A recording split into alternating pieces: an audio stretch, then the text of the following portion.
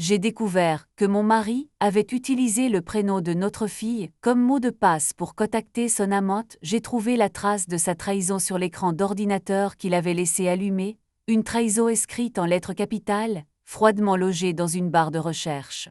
Ce simple mot, le prénom que nous avions choisi ensemble dans le silence de la nuit, alors que je portais notre enfant, venait de devenir le verrou d'un univers que je n'aurais jamais dû visiter. Je sais que vous êtes nombreux à m'écouter, à chercher peut-être un écho à vos propres failles ou simplement une vérité nue. Alors si ce récit résonne en vous, n'hésitez pas à vous abonner, à une like ou à partager ce témoignage pour que d'autres puissent, comme moi, sortir du silence. Je ne cherche ni pitié ni absolution, juste une forme d'exutoire, car porter ce poids dans l'intimité de mon salon est devenu une torture que mon esprit ne peut plus supporter seul. Nous vivions dans une maison ancienne, une de ces bâtisses en pierre du côté de Bordeaux où le temps semble s'être arrêté pour laisser place à une douceur de vivre qui, je le croyais, nous protégeait de tout. Marc, mon mari, était l'homme que tout le monde admirait, ce pilier solide, cet architecte dont les plans semblaient dessiner une vie parfaite pour nous trois. Notre fille, Louise, était le centre de gravité autour duquel tout tournait. Nos matins étaient réglés sur le humour de ses rires, nos dîners sur les récits de sa journée d'école, et Marc était, en apparence, le père le plus dévoué qui soit. Il rentrait souvent tard, les mains chargées de croquis, les traits tirés par une ambition qu'il disait porter pour notre avenir à tous les deux, pour nous offrir cette vie dont nous avions tant rêvé quand nous nous sommes rencontrés sur les bancs de la faculté. Pendant des années, j'ai été cette femme qui croit à la solidité du ciment. Je ne posais jamais de questions sur les détails, je ne vérifiais jamais les relevés bancaires, je ne regardais jamais par-dessus son épaule quand il tapait sur son clavier. Pourquoi l'aurais-je fait ? La confiance n'était pas un choix, c'était l'air que je respirais dans cette maison. Je me souviens de nos soirées d'hiver, à mitoufler dans des plaids en laine, à regarder la pluie battre contre les carreaux, alors que le feu crépitait dans l'âtre. Il me disait souvent que j'étais son ancrage, la seule constante dans un mode professionnel chaotique. Et moi, naïve et amoureuse, je me sentais la femme la plus privilégiée de la terre. Le basculement n'a pas été soudain. Il a été une érosion lente, une succession de petits signes que j'ai pris soin d'ignorer pour ne pas détruire l'édifice de mon bonheur. C'était d'abord ce téléphone qu'il laissait toujours face contre table, ce changement de comportement dès qu'une notification apparaissait. Au début, c'était le travail, disait-il. Un client exigeant à Paris, un collaborateur stressé, des urgences de chantier. J'acceptais ses excuses, je me disais que l'usure de la vie adulte finissait par grignoter notre spontanéité. Puis, il a commencé à s'éloigner, pas physiquement mais émotionnellement. Le soir, il restait des heures dans son bureau, derrière cette porte fermée à clé, prétextant des calculs complexes, des échéances à tenir. Je ne m'ôtais jamais le déranger. Je respectais son espace, je respectais cet homme que je pensais être en train de se sacrifier pour que Louis ait tout ce dont elle avait besoin. Lestait, cette petite voix au fond de soi que l'on essaie désespérément de faire taire, a commencé à crier. Ce n'était pas de la jalousie maladive, non, c'était une constatation physique, Marc n'était plus là.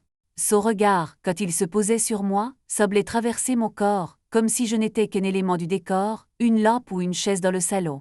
Il y avait une distance dans son parfum, une odeur légère qui ne m'était pas familière, quelque chose de floral, de sucré, une effluve qui ne correspondait à aucun de mes produits de toilette. J'ai essayé d'en parler, mais à chaque fois, il m'a balayé de gestes lassés, me reprochant mon insécurité, me disant que je devenais étouffante, que j'évoquais des démons là où il n'y avait que d'une stress professionnelle. J'ai fini par m'excuser. J'ai fini par me remettre en question, par me demander si ce n'était pas moi qui ne savais plus être l'épouse dont il avait besoin. C'est là que j'ai commencé à m'effacer. Je me suis faite plus discrète, plus accommodante, essayant de retrouver cette femme qu'il avait aimée au début. Je cuisinais ses plats favoris, je m'occupais de Louise avec une énergie décuplée, j'essayais de rendre notre foyer plus accueillant encore, espérant que la magie reviendrait.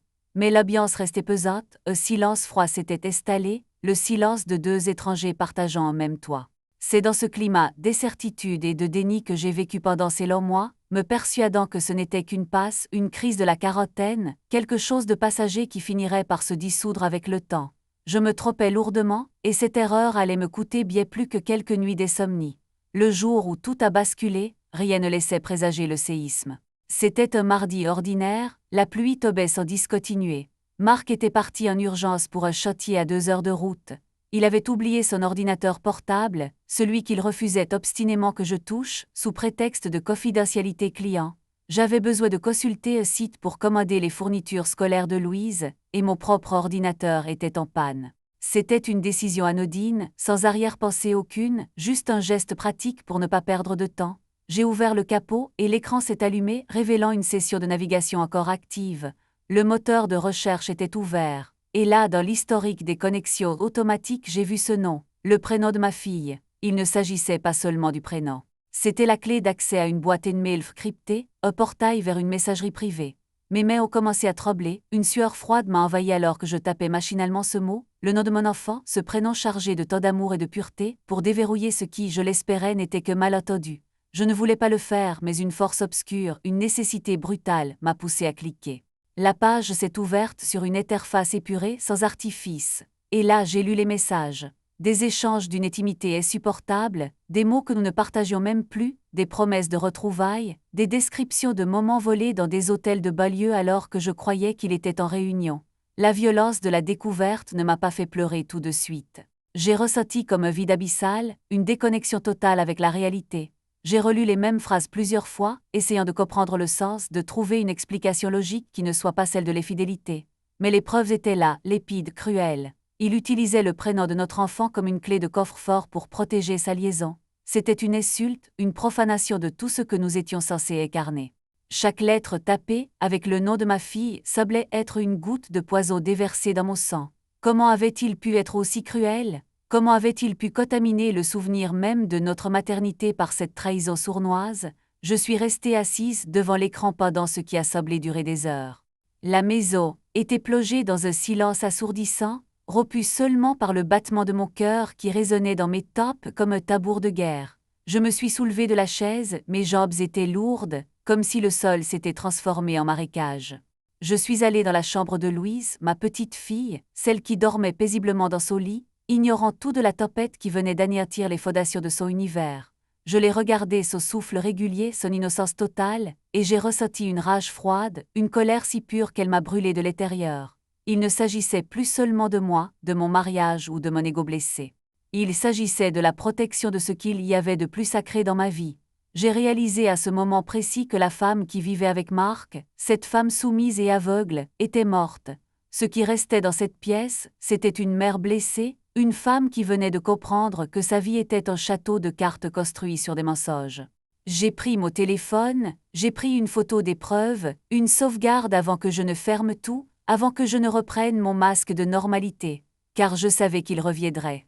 Il reviendrait ce soir, il entrerait dans cette maison avec ce sourire de façade, il me demanderait comment s'est passée la journée, et je devrais pour l'instant jouer la comédie. La survie exigeait de la ruse, de la patience, et surtout, de ne pas laisser éclater ma douleur avant d'avoir un plan. Les heures qui ont suivi ont été un exercice de discipline surhumain. J'ai préparé le dîner, j'ai rangé le salon, j'ai fait mes tâches quotidiennes avec une précision mécanique. Chaque geste était une victoire sur la panique qui menaçait de m'emporter. Je me regardais dans le miroir de la cuisine, cherchant cette femme qui était la mienne, mais je ne voyais que visage figé, des yeux qui ne brillaient plus que d'une détermination sobre. Je n'étais plus la victime, je devenais une observatrice, une espionne dans ma propre maison. Je savais désormais quel était le mot de passe, je savais qu'il y avait une autre femme, je savais qu'il y avait une autre vie, et surtout, je savais qu'il n'avait aucune considération pour le socle que nous avions bâti. Quand la voiture s'est garée dans l'allée, vers 20h, j'ai ressenti un frisson glacial. C'était le sceau du destin qui frappait à ma porte. J'ai pris une profonde inspiration, j'ai ajusté mon chemisier, et je suis allée l'attendre dans l'entrée. Quand il est apparu, son visage fatigué, son air de celui qui porte le mode sur ses épaules, j'ai ressenti un dégoût si intense que j'ai dû me cramponner au cadre de la porte pour ne pas m'effondrer. Il a posé ses clés sur le meuble, il a déposé un baiser rapide, presque automatique sur mon front.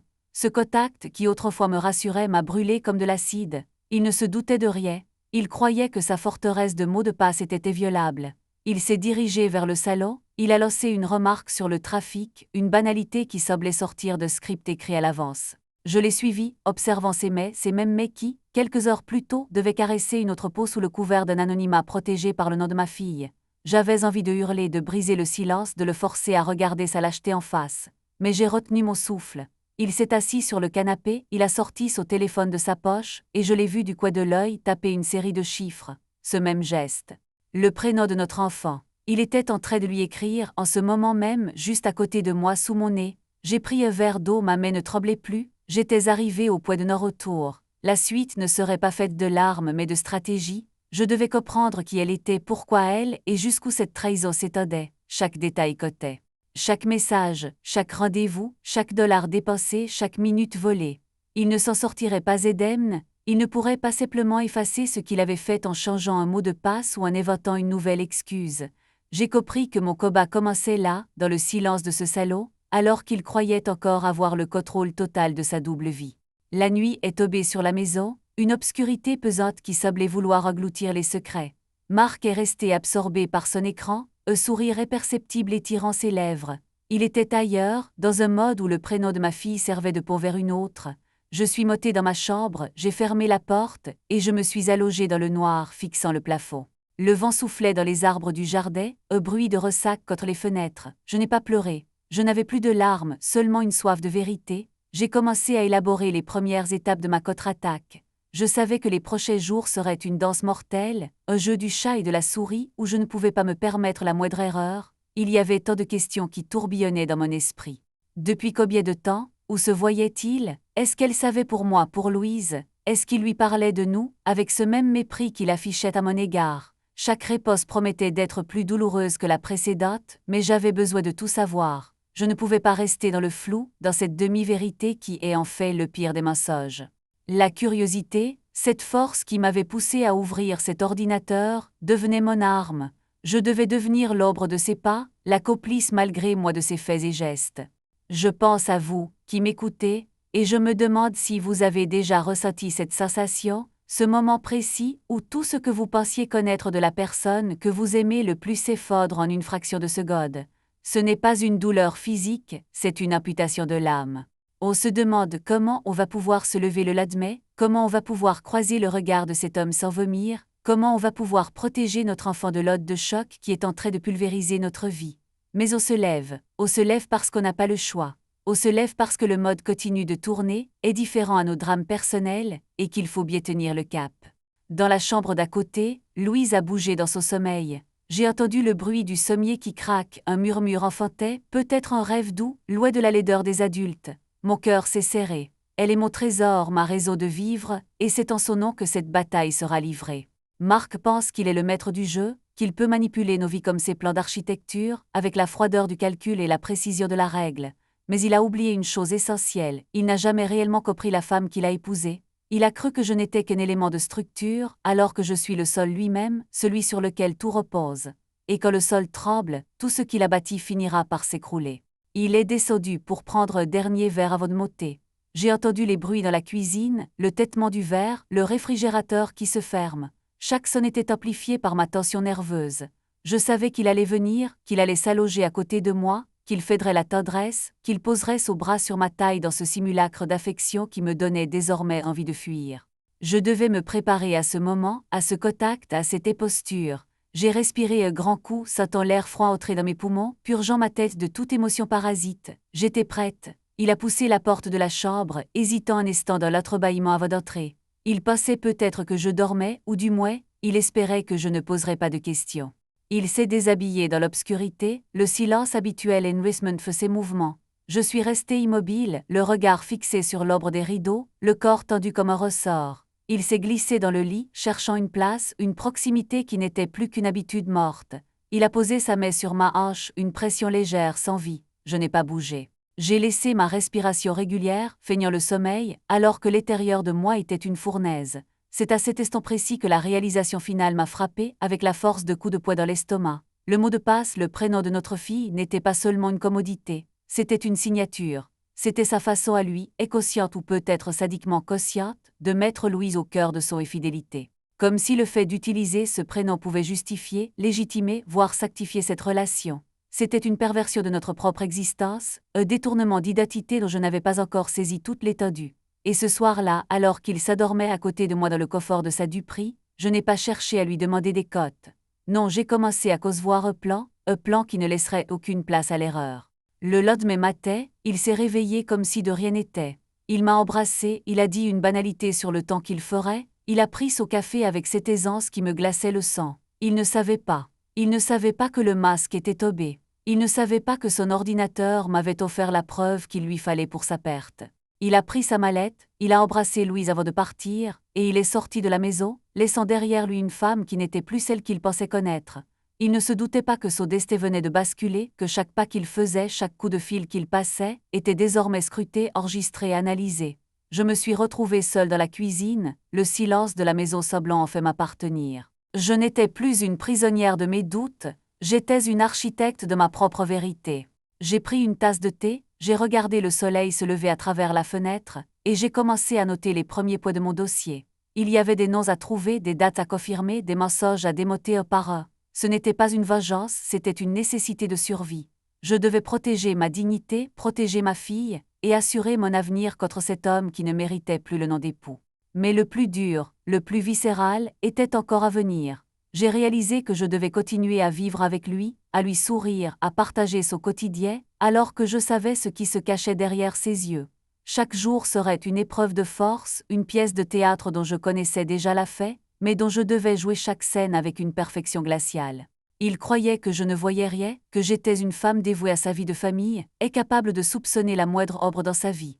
Il allait découvrir à ses dépens que sous le calme apparent, il y avait une tempête qu'il n'aurait jamais dû provoquer.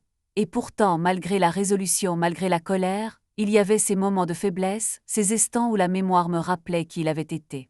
Cet homme que j'avais aimé plus que tout, cet homme qui m'avait donné Louise, cet homme avec qui j'avais partagé tant de rêves. Était-il possible qu'il ait disparu à ce point? Était-ce une simple dérive, une faute, ou était-ce l'homme qu'il avait toujours été, un homme capable de cacher une vie entière derrière un écran? Ces questions restaient en suspense, me tourmentant, me rappelant que la trahison n'est jamais un acte isolé, mais le symptôme d'une fracture bien plus profonde. Je n'ai pas encore ouvert la boîte de Pandore. J'ai encore besoin de temps, de preuves irréfutables, de comprendre la dynamique de cette double vie. Je sais que si je bouge trop tôt, il pourra tout effacer, tout nier, se faire passer pour la victime d'une paranoïa que je n'aurais pas réussi à prouver. Il est rusé, il est prudent, il a l'habitude de gérer des situations complexes. Mais je suis plus proche de lui qu'il ne pourra jamais l'être de ses désirs cachés. Je suis la personne qui partage sa vie, qui connaît ses habitudes, qui peut anticiper ses mouvements. Il ne se méfie pas de moi, et c'est là ma plus grande force. Le soir tombe à nouveau. Marc ne devrait pas tarder. Il rentrera, il posera ses clés, il nous demandera à Louise et moi comment s'est passée notre journée. Et je devrais encore une fois mettre mon masque, jouer mon rôle, sourire, et garder le secret bien enfoui au plus profond de moi. Le prénom de ma fille, cette clé magique qu'il utilise pour contacter celle qui prend ma place, résonne en boucle dans ma tête. C'est un poison, une insulte, mais c'est aussi le fil conducteur qui me mènera jusqu'au cœur de sa duplicité. Je suis prête à franchir les prochaines étapes, quoi qu'il m'en coûte. Le silence est devenu mon allié et la vérité, aussi douloureuse soit-elle, sera mon seul objectif. Si vous saviez ce que j'ai découvert une heure seulement après son départ, ce matin, alors que je fouillais dans les archives de cet ordinateur, c'est à ce moment-là que j'ai compris que ce n'était pas seulement une aventure, pas seulement un écart. C'était une vie parallèle, une construction entière, avec des projets, des voyages, des investissements, tout un futur qu'il dessinait sans nous, sans Louise, sans moi. J'ai trouvé les plans, j'ai trouvé les réservations, j'ai trouvé l'adresse de cet appartement à Paris qu'il loue sous un faux nom, avec ses codes, ses accès, son intimité. Tout est là, documenté, froid, concret. Et ce qui m'a glacé, ce qui m'a fait comprendre que le point de non-retour était déjà derrière moi, c'est ce message, le dernier, celui qu'il a envoyé juste avant de quitter la maison ce matin, en utilisant le prénom de notre fille pour se connecter. Il ne parlait pas de nous, il parlait de notre maison, il parlait de vendre notre foyer. Il parlait de la manière dont il allait nous évincer, Louise et moi, pour financer son nouveau départ avec elle. Le sol a sablé se dérober sous mes pieds, une sensation de chute vertigineuse, comme si je glissais dans une crevasse ouverte en plein cœur de mon propre salon. Je suis restée pétrifiée devant l'écran, les yeux rivés sur ces lignes qui venaient de pulvériser ce qu'il me restait d'espoir. Vendre notre maison, évincer Louise. C'était donc là la finalité de cette architecture occulte qu'il bâtissait dans mon Indosf. Ce n'était plus seulement une infidélité, une faiblesse de chair ou un égarement passager, c'était un plan d'extermination de notre vie commune, mûri avec la froideur de Cotra qu'il négociait derrière mes rideaux. Je ne tremblais plus. À la place, une chaleur sourde, une espèce de calme clinique, s'était emparée de mes membres. J'ai relu le message une fois, deux fois, trois fois. Chaque mot, chaque virgule, chaque ponctuation semblait imprégnée de la trahison la plus pure. Il y détaillait les conditions de la vente, les délais, la manière dont il comptait orchestrer mon départ en jouant sur ma vulnérabilité, me faisant passer pour celle qui ne pouvait plus supporter la pression, celle qui, pour le biais de Louise, devait accepter de tout liquider. Le cynisme était total. Il avait tout prévu, jusqu'au script de ma propre déchéance. Le prénom de notre fille, utilisé comme sésame, n'était plus seulement un verrou numérique. C'était un bouclier qu'il utilisait pour protéger ce projet de destruction, une insulte ultime jetée à la figure de l'enfant qu'il disait protéger en travaillant si dur. Je me suis détourné de l'écran, incapable de soutenir plus longtemps la vue de ces lignes assassines. Je suis sorti de son bureau, j'ai gravi les marches de l'escalier, mes pas résonnant dans le silence comme des coups de maillet sur une enclume. J'ai poussé la porte de la chambre de Louise, ce sanctuaire où je venais encore de puiser ma force quelques heures plus tôt. Elle dormait encore, dans ce sommeil lourd et réparateur des enfants qui ne connaissent pas le poids du mode. Je me suis assis au bord de son lit, caressant doucement ses cheveux, sentant la chaleur de sa peau contre mes doigts. C'est à cet instant précis qu'une rage noire et indestructible, a fini de se cristalliser en moi. Il pensait pouvoir nous effacer, il pensait pouvoir rayer notre existence de sa carte, comme on raye une ligne sur un plan de construction qui ne convient plus. Il allait apprendre, à ses dépens, que la fondation de cette maison n'était pas faite de ciment et de briques, mais de la chair et du sang d'une femme qui n'avait plus rien à perdre. S'il voulait jouer à l'architecte du chaos, je serais celle qui ferait s'effondrer son propre édifice sur sa tête. Chaque seconde qui s'écoulait me paraissait une éternité. J'avais les mains moites mais mon esprit, lui, était une lame tranchante. Je devais agir, mais avec une précision chirurgicale. Si je me précipitais, si je l'affrontais maintenant, je lui laisserais l'avantage de la réaction, la possibilité de nier, de cacher, de fuir. Non, il fallait qu'il se sente en sécurité. Il fallait qu'il continue de croire que tout se déroulait selon son plan diabolique. Il fallait que je le laisse prendre à son propre piège. La duplicité est un exercice qui demande une endurance totale, et je venais de réaliser que j'étais prête à tout, absolument tout, pour protéger ce qu'il voulait me voler. Le reste de la journée a été une épreuve d'abnégation. J'ai rangé la maison, j'ai cuisiné, j'ai lu des histoires à Louise, je me suis forcée à sourire devant le miroir pour habituer mes muscles à cette posture. À chaque fois que je croisais mon reflet, je ne reconnaissais plus la femme qui, il y a quelques mois encore, se contentait de rêver à une vie de famille parfaite. Une autre femme habitait mon corps, une femme aux yeux plus sobres, aux verbes plus mesurés, une femme de la douceur apparente cachait une détermination d'acier. Je ne pleurais plus. Les larmes étaient une faiblesse que je ne pouvais plus m'offrir. Chaque goutte de tristesse était une goutte de sang que je lui cédais, et je n'avais plus une seule once de compassion à lui accorder. Vers 17 heures, alors que j'étais en train de plier le linge dans la buanderie, j'ai entendu le moteur de sa voiture s'engager dans l'allée. Le bruit des graviers, si familier, a provoqué une décharge électrique dans mes nerfs. Je suis resté immobile, une chemise à la main, écoutant le claquement de la portière, le pas lourd de Marc sur le perron, le bruit de ses clés dans la serrure. La mise en scène reprenait. Il entrait chez lui dans cette maison qu'il prévoyait de vendre derrière mon Indosf, avec la certitude d'être le maître du jeu. Il a crié un salut, une voix pleine d'une fausse jovialité qui m'a fait serrer les dents jusqu'à en avoir mal aux mâchoires. Je suis sorti de la buanderie, j'ai essuyé mes mains sur mon gant, et je suis allé l'accueillir dans le couloir, exactement comme je le faisais chaque soir depuis des années. Il est apparu, un léger sourire aux lèvres, l'air fatigué mais satisfait, le regard brillant d'une intensité qui n'était plus pour moi, mais pour cet avenir qu'il tissait loin de nos murs. Il m'a embrassé sur la joue, un geste si habituel, si dénué de sens qu'il en devenait presque comique. J'ai gardé mon masque, j'ai même esquissé un sourire qui, je l'espérais, était assez convaincant pour tromper un homme qui ne me regardait plus vraiment. « Comment s'est passée ta journée ?» a-t-il demandé en se dirigeant vers le salon pour y déposer son sac. J'ai senti une pulsion violente me pousser à lui hurler la vérité, à lui cracher au visage tout ce que j'avais découvert, à le regarder s'effondrer sous le poids de son propre mensonge. Mais je me suis retenue. Je lui ai répondu par une banalité sur les courses, sur la pluie, sur Louise.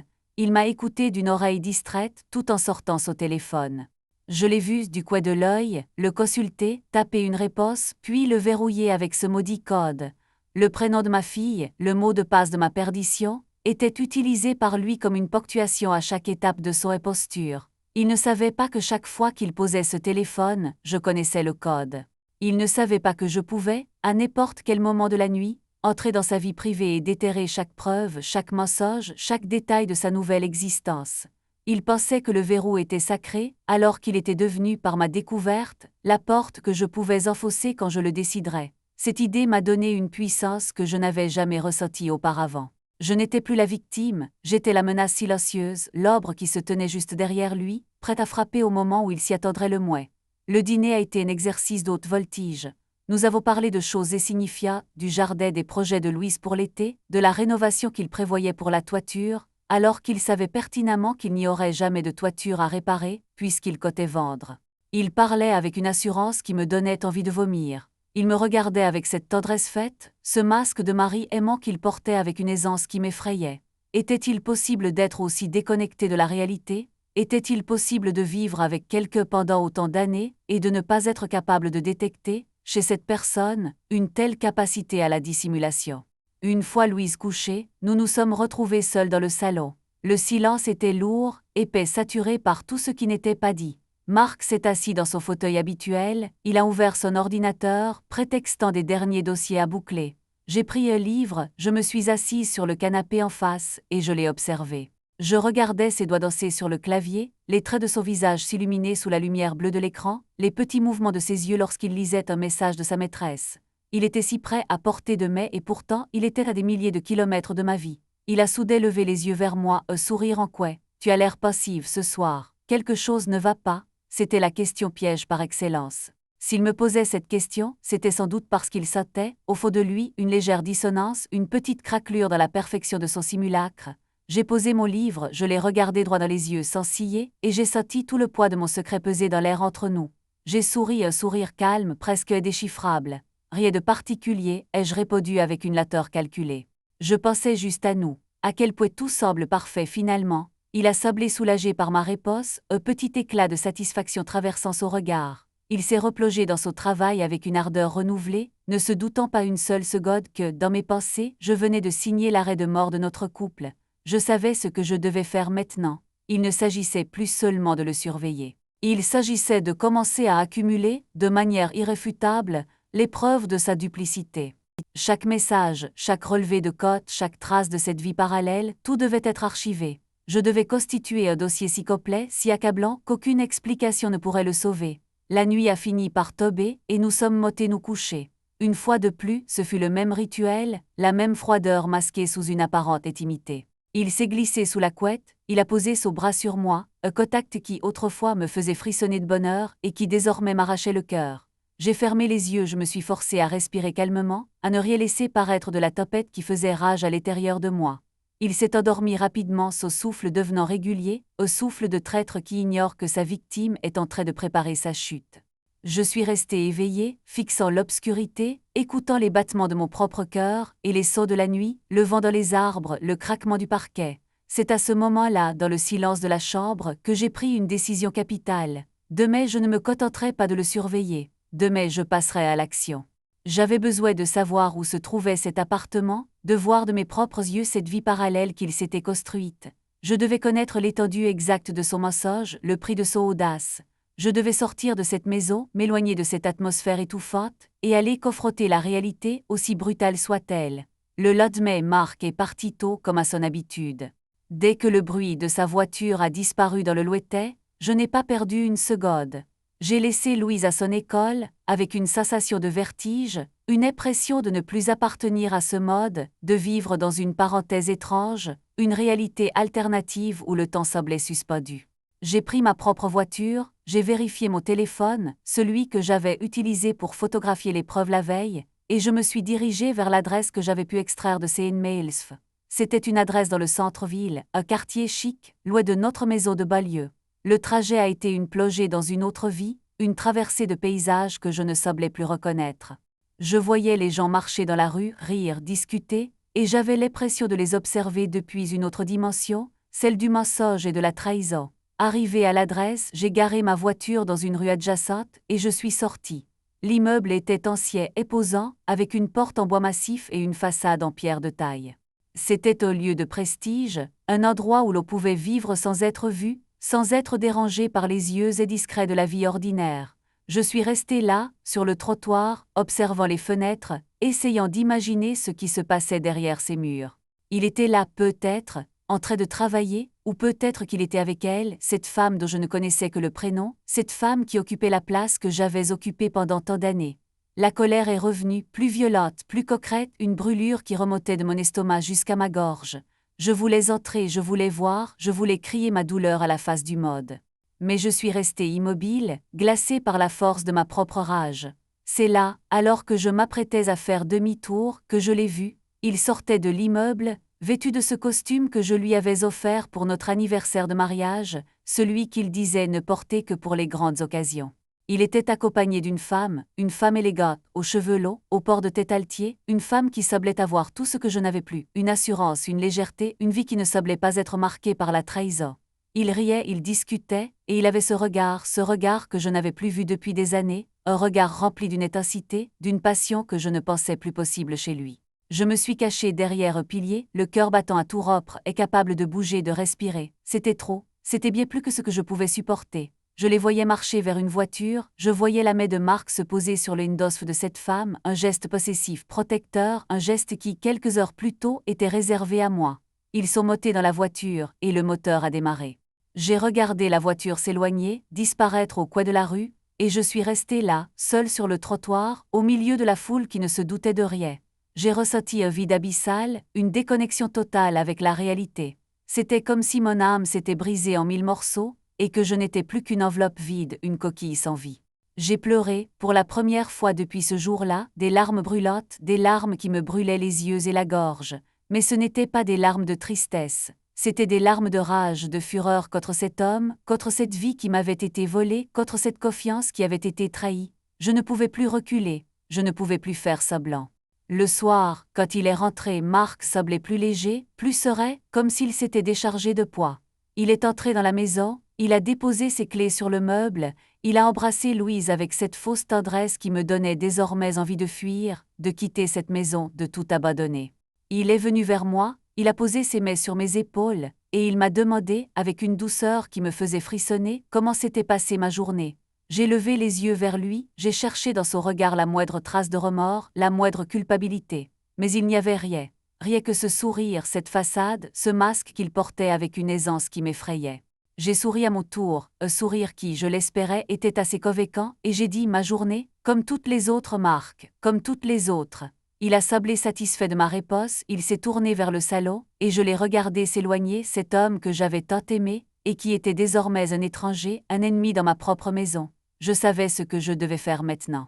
Je savais que la suite ne serait pas faite de larmes mais de stratégie. Je devais comprendre qui elle était cette femme, pourquoi elle et jusqu'où cette trahison s'étendait. Je devais devenir l'ombre de ses pas, la complice malgré moi de ses faits et gestes. Et surtout, je devais faire en sorte qu'il n'ait aucune chance, aucune issue. Je ne voulais pas simplement la fin de notre mariage. Je voulais que justice soit faite. Je voulais qu'il comprenne, qu'il ressente dans sa chair la douleur qu'il m'avait infligée. Je voulais qu'il sache, au plus profond de lui, que le prénom de notre fille n'était pas une protection, mais le début de sa fin. Je me suis dirigée vers mon ordinateur, j'ai ouvert le dossier que j'avais commencé à constituer, et j'ai commencé à noter les nouveaux éléments, les nouvelles dates, les nouvelles preuves. J'ai passé une partie de la nuit à étudier les messages qu'il avait échangés avec elle, cherchant le moindre détail, le moindre indice qui me permettrait de comprendre leur relation, leur passé, leur avenir. Et c'est là, en parcourant une ancienne discussion, que je suis tombée sur quelque chose qui m'a glacé le sang. Il ne s'agissait pas seulement de projets immobiliers, il s'agissait de Louise. Il parlait de Louise. Il parlait de la manière dont ils allaient s'occuper d'elle après le divorce, de comment ils allaient nous éloigner, de comment ils allaient construire une nouvelle vie avec elle sans moi. C'était plus que de la trahison. C'était une machination, une tentative de nous voler notre vie, de nous effacer de l'existence de Marc, de nous remplacer. J'ai ressenti un dégoût si intense que j'ai dû me cramponner au bureau pour ne pas m'effondrer. Comment avait-il pu impliquer notre fille, notre enfant dans ce jeu pervers? C'était une profanation, une insulte, une violence qui ne pouvait pas rester impunie. J'ai pris mon téléphone, j'ai pris une photo de ces messages, une preuve supplémentaire pour mon dossier. J'ai refermé l'ordinateur, j'ai éteint la lumière, et je suis resté dans le noir, le cœur battant à tout rompre.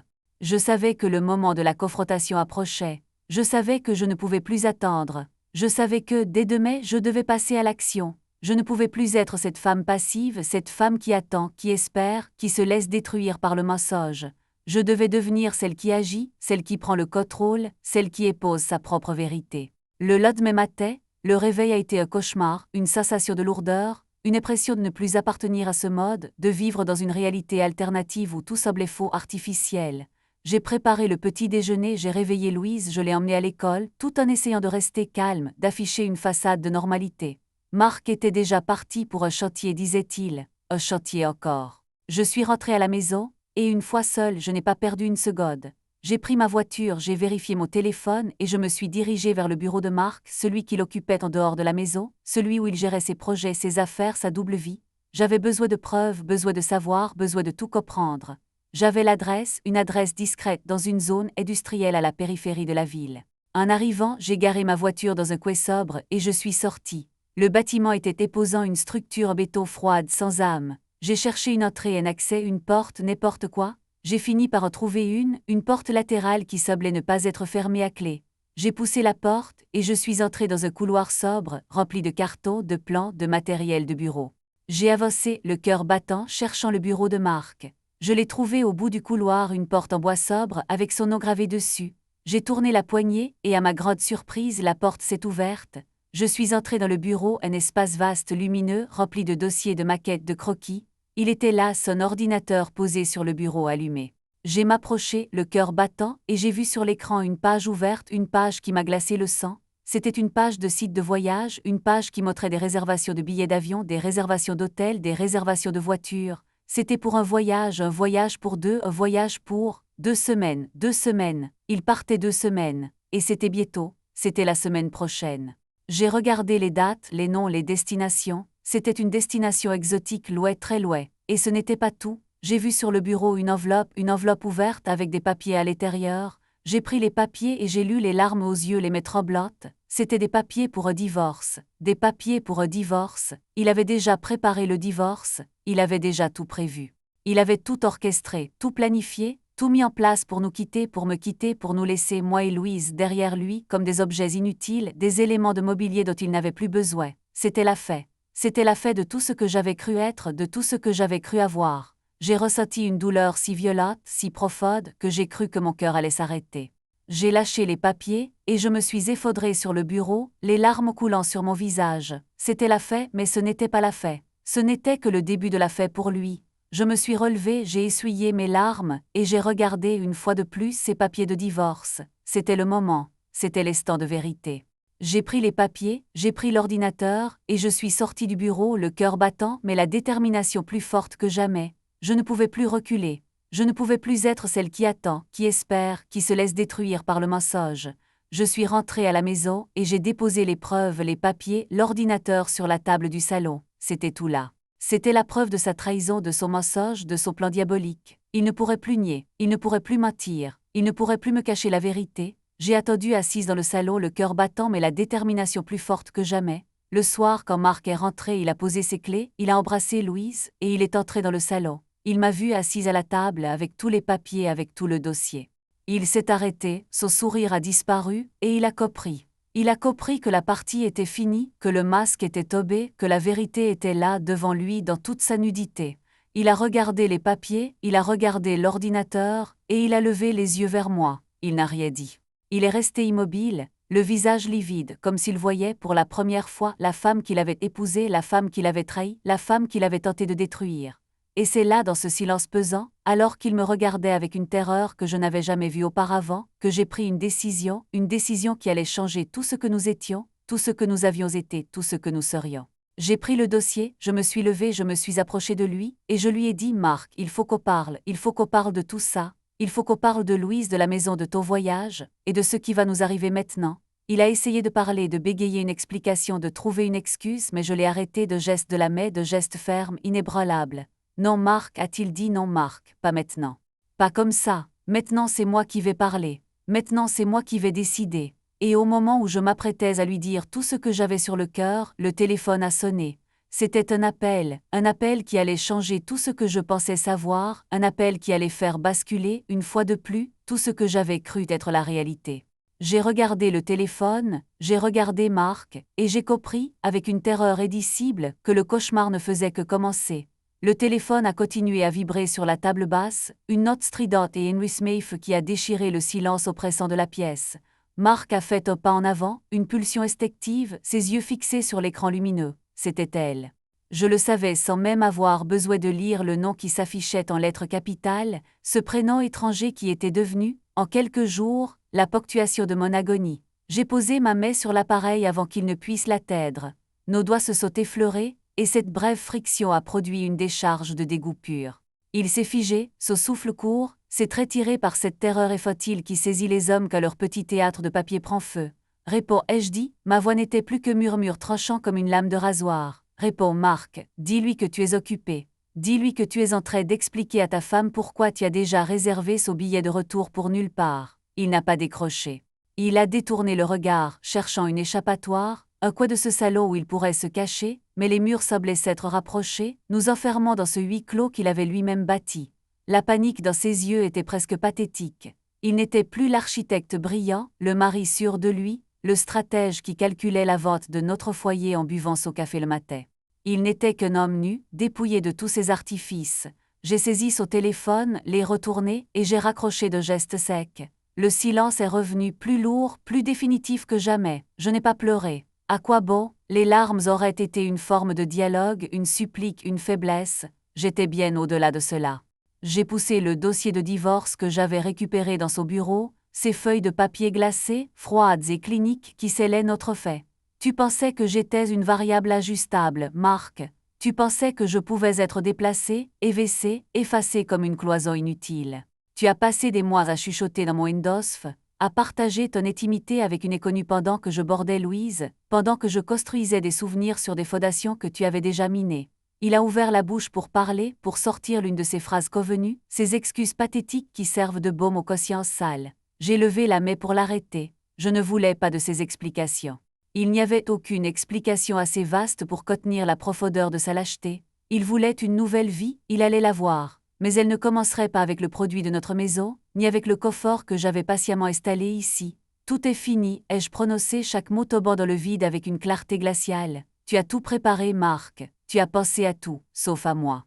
Tu as oublié que la femme qui dormait à tes côtés pendant toutes ces années n'était pas une ombre, mais une personne. Une femme qui, pour protéger son enfant, est capable de devenir plus impitoyable que n'importe quel ennemi. Tu voulais vendre, très bien.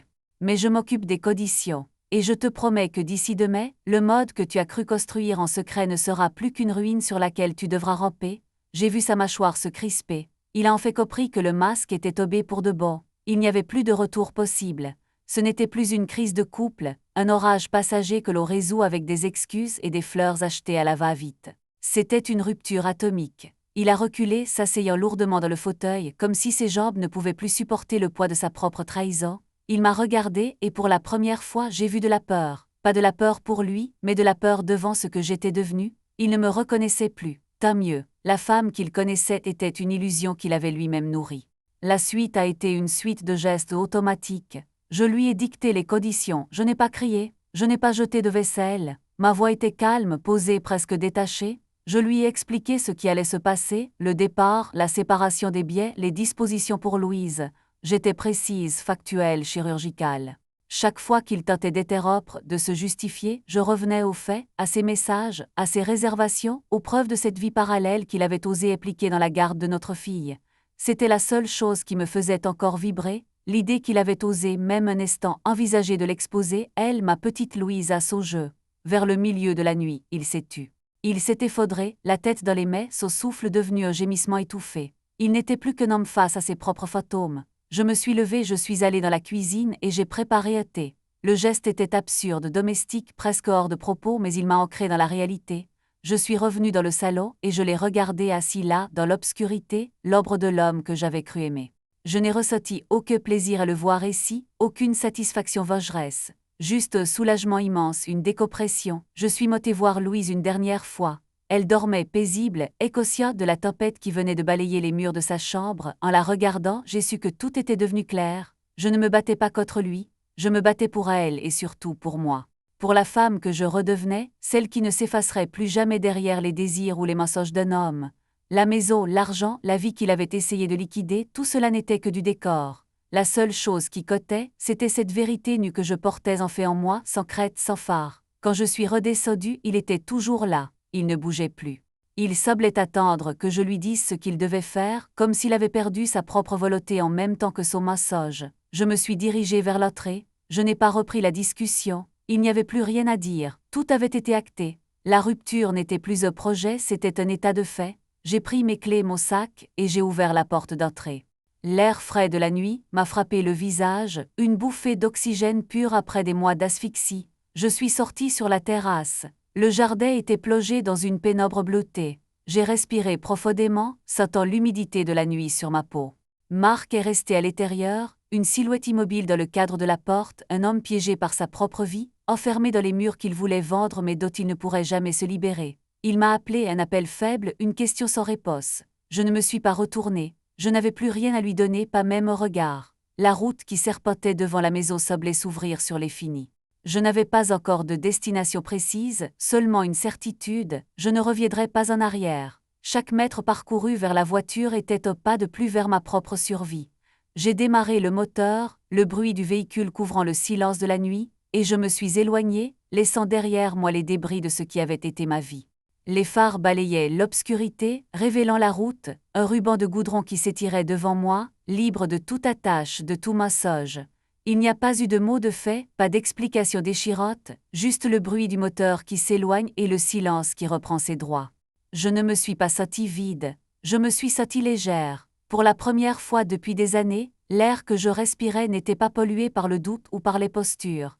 J'ai regardé dans le rétroviseur une dernière fois, voyant la silhouette de la maison devenir un point minuscule au milieu de la nuit. Puis je l'ai dépassé, sans un regret, sans un frisson, en fixant simplement l'horizon qui commençait à peine à se têter d'une lueur incertaine. J'ai roulé longtemps sans but, observant les premières lueurs du jour qui commençaient à grignoter l'obscurité. Le mode s'éveillait, indifférent à ma peine, à ma colère, à ma survie. Et cette indifférence était la plus belle chose que j'ai jamais ressentie. Personne ne m'attendait, personne ne savait, et pour la première fois, je n'avais besoin de personne pour exister. J'étais seule et dans cette solitude retrouvée, je trouvais en fait la force de redevenir moi-même. Je me suis arrêtée sur le bas-côté, près de champs de blé qui frémissaient sous le souffle du matin. J'ai coupé le contact. Le silence est revenu absolu réparateur. J'ai posé mes mains sur le volant, sentant la vibration du moteur qui s'estoppait. J'ai fermé les yeux une seconde pour absorber le calme. C'était fini. La lutte, le mensonge, la trahison, tout était derrière moi. J'avais survécu. Il n'y avait pas de gloire dans ce constat, pas d'héroïsme, juste la vérité brute d'une femme qui a appris que, face au chaos, la seule issue est de ne jamais cesser d'être sa propre boussole. J'ai ouvert les yeux. Le soleil commençait à inonder le paysage d'une lumière douce, dorée, une lumière qui ne portait aucune trace de mon passé.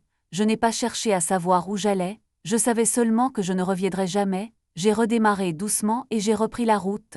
Le chemin était dégagé, il n'y avait plus de masques, plus de secrets, plus de jeux d'architecte. Il n'y avait que la route, le jour qui se levait, et le battement régulier de mon cœur, en fait pleinement le mien. Je suis passé à autre chose, avec la lenteur et la sérénité de celle qui a en fait trouvé la porte de sortie. Le silence, à présent, ne m'effrayait plus, il était devenu mon sanctuaire. Un calme profond m'a envahi, une paix étrange, un souffle long et lent qui a emporté, avec l'air de la nuit, les derniers vestiges de ma vie d'avant. Je suis parti tout simplement, sans bruit, sans retour. Dans la lumière, en fait, et pour la première fois, je respirais vraiment.